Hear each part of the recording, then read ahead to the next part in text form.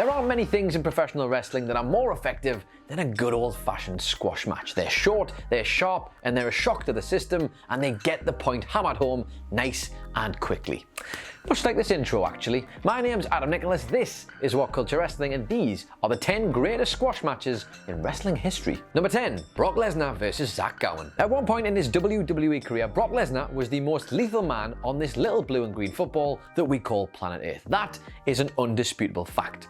Also an undisputable fact, in 2003, that Brock Lesnar had a match with a skinny pro wrestler who had one leg. Now, as far as squash matches go, this was absolutely fantastic. Brock Lesnar as the biggest, nastiest bastard on planet Earth, one that Pac would be proud to call himself, but I would argue with a little bit more venom. I mean, right from the get-go, Brock Lesnar was in full bastard mode. He went over to Zach Gowen's mother in the audience and gave her what for before Zach tried to use this as a distraction, jumped out the sky, and had absolutely zero effect. From that point on, it was pretty much a case of call the police because there's been a murder, and poor old Zach Gowen got his arse absolutely handed to him by the most vicious, horrible, aggressive monster of a man you will ever see. Lesnar smashed Gowen with a huge clothesline, powerbombed his spine multiple times before F5ing the living daylights out of him. Oh, by the way, that was into a ring post. Can you imagine doing that to a one-legged man? Never mind being in an arse-kicking contest, he was the arse-kicking. Aja Kong versus Chaparita Asahi. Now whisper it, but every now and again there was actually some occasional patches of decent women's wrestling in the then WWF, right before Stephanie McMahon decided to invent the thing. And a match that falls into that category is one between Aja Kong and Chaparita Asahi, easy for me to say. And this wasn't quite a one-sided brutalization, but it was still pretty bad. Asahi did actually manage to create some offense in this match, and it's fair to say some offense that would have looked right at home on Monday Night Raw to this day. Futuristic for its time, but alas, it just wasn't enough to even disturb Kong, never mind upset her. Kong simply stood still for the offense, completely knocked the wind and the will out of her opponent, and from that point on, we saw some of the most concussive and impactful moves that we've ever seen in the WWF. Propping up Asahi's near lifeless corpse, Kong decided to put the exclamation point on this beatdown with her patented spinning back fist, and oh my god, what an exclamation mark it was. She didn't even duck, she didn't even nearly duck, she didn't even put her hand up, nothing. She just got smashed in the face by a spinning back fist.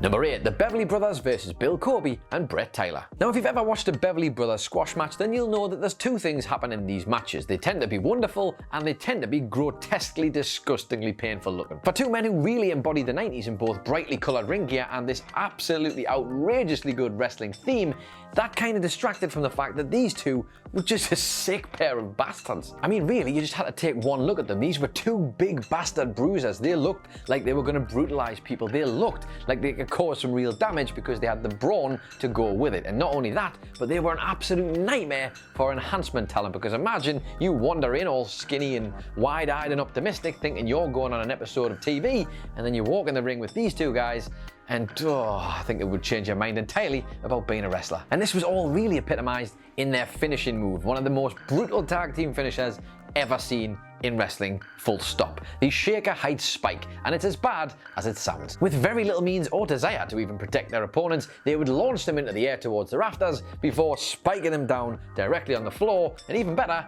on their goddamn heads. Number 7, the Ultimate Warrior versus the Honky Tonk Man. It's difficult to accurately put into words just how much people wanted to see the Honky Tonk Man loses Intercontinental Championship at SummerSlam 1988. Now, the word saga gets thrown around quite a bit, but I think it applies pretty heavily here for a reign that just kept on going and going, and a guy who had fans baying for his blood had to be just as entertaining as he was a pain in the arse, and believe me, Honky Tonk Man was just that. So as you can imagine, when Ultimate Warrior, a man himself who was fantastic in short bursts, finally got his hands on the Honky Tonk Man, fans were very excited indeed. Now, this may not have been the guiltiest of pleasures, but it was certainly the most effective. The Ultimate Warrior's appearance came out of nowhere, as did his offense, and to be honest, Honky Tonk Man barely knew what was happening before he'd been absolutely well and truly squashed by the madman that was the Ultimate Warrior. Number 6, Lance Archer versus MARKO Stunt. Lance Archer is a man whose motto is everybody dies, and while that may be true, that doesn't stop it from being super over the top,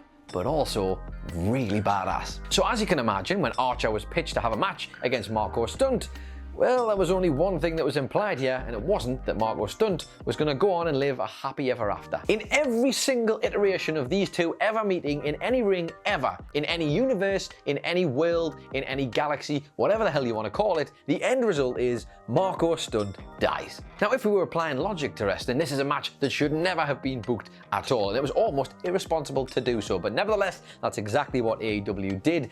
Lance Archer went one-on-one with Marko STUNT, and as you can imagine, it did not go well for Marko STUNT. A very, very, very, very small man, and that's actually coming from a small man, against a very, very, very, very big man, is only ever going to end one way, and what we got at the end of this was something ghoulish, but ultimately some really effective theatre. At one point, we had Lance Archer doing a stand-and release suplex on Marko STUNT, so much so that were the turnbuckle not positioned exactly where it was, maybe Marko STUNT would still be floating off into space as we speak. And if that wasn't bad enough, STUNT, who, in fairness, just kept on trying like the little train that could, was the little train that got yeeted out of the ring by a pounce that Lance Archer hit him with, and honestly, I mean, what the hell did you expect? Number 5, Sid Vicious versus Lee Scott. Now, if the squash match had ever been built for a specific kind of wrestler, then that specific kind of wrestler was Sid. And unfortunately, I don't mean that because he's a big, physically imposing guy and that suits his style.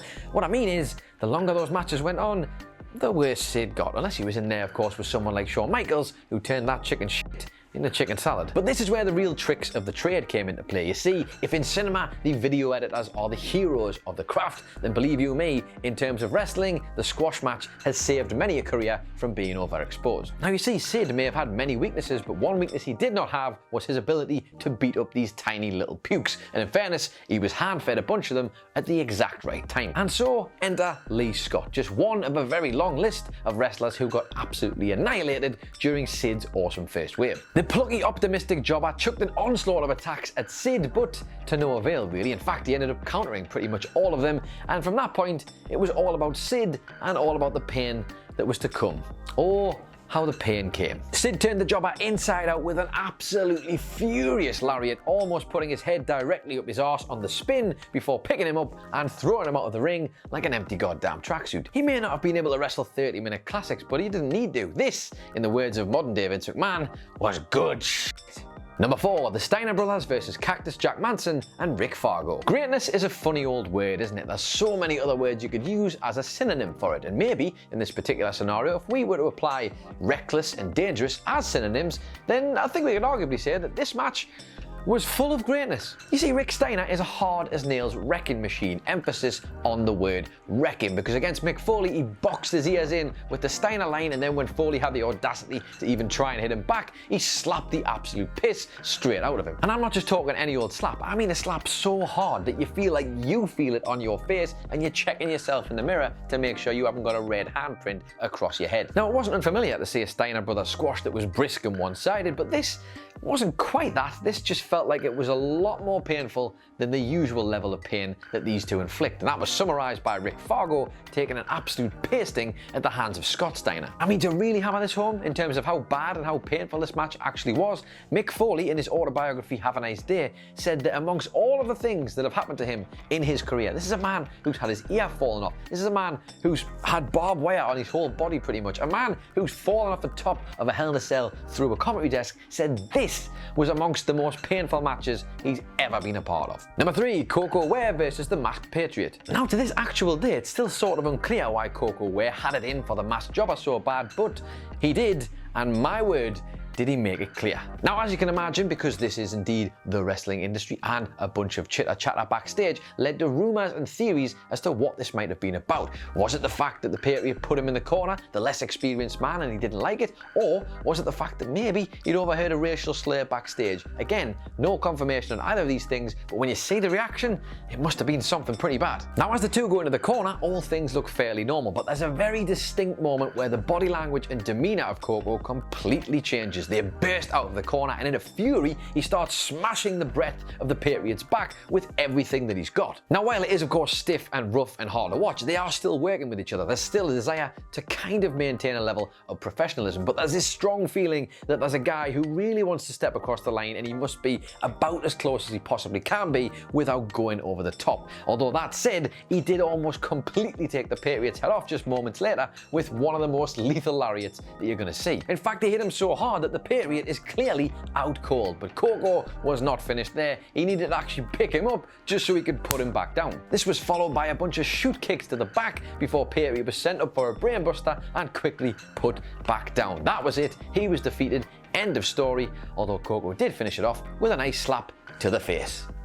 Happy days. Number 2, the Road Warriors versus a bunch of hapless weaklings. Ah yes, the Road Warriors, the pioneers of the modern squash match, who literally had a who's who of jobbers come into the ring to be their weekly flesh bag that got absolutely pounded into meat paste. Who were they? What were their names? What were their backstories? Honestly, at this point, it doesn't even matter. Every single one of them was the same. Hawk and Animal walked in, ripped their heads off, shit down their throats and sent them packing. Now yes, that might sound rough, but to be honest, the Road Warriors squash matches were a pulsating spectacle. As soon as you heard the drone of their entrance music and they made their way down to the ring, you knew whoever was in that ring was as good as dead, and you could see it on their faces. The fear was potent. These weren't men who came into the ring to tell a psychological story. These weren't men who even cared about the crowd reaction. These were men who came to the ring to eat the souls of weak men, and they did it time and time again. And as it happens, they were really good at it. And number 1, with a bullet, Goldberg versus La Parka. Yes, of course, who else was going to be in at number 1 on this list, because you can't utter the word squash match without thinking about Bill Goldberg. Much like the Road Warriors who came before him, Bill Goldberg's squash matches weren't about getting recognition. Bill Goldberg's squash matches were about him absolutely smashing his way to the top of the card and not waiting around for anyone, and that is exactly what he did. Now, just to give you a bit of context here, Bill Goldberg is the US champion at this point, and La Parka, well, he's the kind of guy who figures out how to win matches when he's not supposed to win them. He manages to stop the unstoppable. This is surely a match made in heaven, yes?